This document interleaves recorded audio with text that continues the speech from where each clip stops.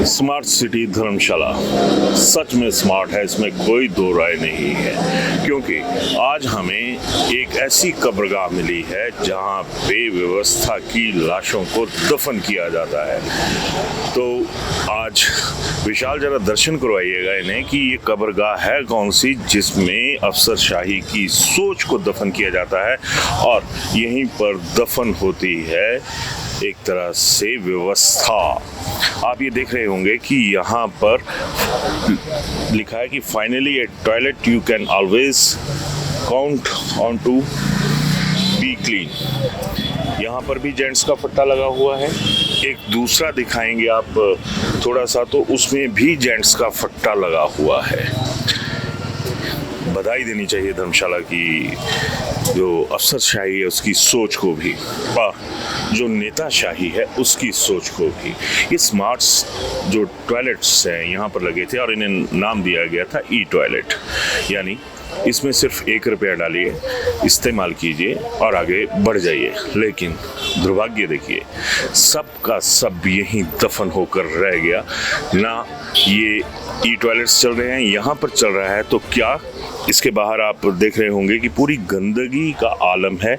और जहाँ पर ये बनाए गए थे वो जगह भी बैठ गई है, यानी जो एक लैंडस्लाइड है या जो लैंड खिसकती है उसका जो एक तरह से सिग्नल है वो यहाँ पर शरेआम दिख रहा है। अब सवाल उठता है कि जो इसके इंजीनियर्स थे उनकी कितनी सी जो एक मानसिक सोच है या उनका कितना सा ज्ञान होगा, ये चीज़ें यहाँ पर चीख चीख कर गवाही दे रही हैं। लेकिन किसी अफसर का, किसी नेता का ये कहें कि दोनों कान तो छोड़िए, एक कान भी सुनने लायक नहीं है। दोनों आंखों की जो नज़र है वो भी चली गई हुई है।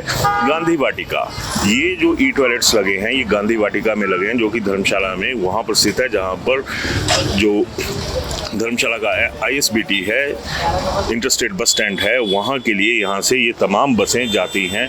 और सबसे बड़ी बात ये है कि विशाल अपनी दूसरी तरफ दिखाइएगा, यहाँ पर आपको गांधी वाटिका दिख रही होगी, गांधी जी का बुत भी दिख रहा होगा। स्वच्छता अभियान की बात करते हैं और करोड़ों का बजट इसी स्वच्छता के नाम पर जो है वो ख़त्म कर दिया जाता है और गांधी जी का नाम यहाँ पर लिया जाता है।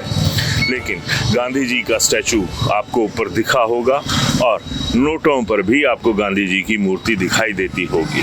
लेकिन गांधी जी के आदर्श कहाँ पर हैं और मौजूदा जो अफसरशाही है उसकी सोच कहाँ पर है, ये दिखाने के लिए ये काफ़ी है। विशाल थोड़ा सा आगे आइएगा, ये हालत दिखाइएगा। यहाँ पर ये शायद पैसों को डालने का डिस्पेंसर है कि आप यहाँ से 1 रुपये का सिक्का डालिए और फिर वहाँ पर जाइए। थोड़ा सा और अगली तरफ आइएगा, आधुनिक तकनीक के सहारे यहाँ पर वॉश बेसिन भी लगा हुआ था। वो जो वॉश बेसिन है यहाँ पर है और यहाँ पर शीशा भी बाकायदा लगा हुआ है। सेम सेटअप जो है वो यहाँ पर आपको दिखाई दे रहा होगा। लेकिन अगर सब कुछ गायब है, थोड़ा सा और पीछे आइएगा विशाल, अब देखिए ज़मीन शरेआम यहाँ पर बैठी हुई दिखाई दे रही है और टॉयलेट्स की अलाइनमेंट भी ख़राब है। अब पूछें तो किससे पूछें कि ये है तो है क्या, क्योंकि धर्मशाला जो स्मार्ट सिटी है, जो प्रदेश की कथित तौर पर दूसरी राजधानी है, वहाँ पर जो नेता हैं या जो अफसर हैं उनका राज कैसा चल रहा है ये आप ज़रूर देखिएगा। थोड़ा सा अपने बैक साइड में दिखाइएगा, ये तमाम चीज़ें तबाह हो चुकी हैं और इनके ऊपर बाकायदा टैंक्स भी लगे हैं। ये टैंक्स भी दिखाइएगा कि जो वाटर डिस्पेंसर हैं वो यहाँ पर लगे हुए हैं और बाकायदा इसके साथ इनमें सप्लाई कंटिन्यूटी में रखने के लिए एक टैंक भी इस तरफ लगाया गया था जो कि हाइट पे लगा था। अब कितना बजट फूंका गया। इनकम टैक्स पेयर्स, हिमाचल सरकार कह रही है कि जो इनकम टैक्स पेयर हैं हम उन्हें जो 125 यूनिट बिजली है वो नहीं देंगे। ठीक है, ना दीजिए, आपकी इच्छा है, लेकिन ये भी तो टैक्स पेयर्स का पैसा है। क्यों ये सारी व्यवस्था तबाह हो गई, किससे पूछे आम आदमी। यहाँ पर अब लोगों का ये कहना है कि अगर यहाँ पर मैनुअल टॉयलेट्स जिस तरह से होते हैं अगर वो बनाए होते तो ज़्यादा बेहतर था। महिलाओं के वोट लेने के लिए ये सरकारें उनको सपनों को दिखाती हैं और सपने जो हैं उनके ज़रिए वोट भी ले लेती हैं। लेकिन इससे बड़ा दुर्भाग्य क्या होगा कि अगर धर्मशाला में किसी महिला को टॉयलेट की ज़रूरत पड़े तो अवेलेबल नहीं है। इसी तरह के 2 और टॉयलेट्स, एक मैक्लोडगंज में, दूसरा शहीद स्मारक वार मेमोरियल के पास लगाए थे। ये तीनों के तीनों सेटअप बर्बाद हो गए।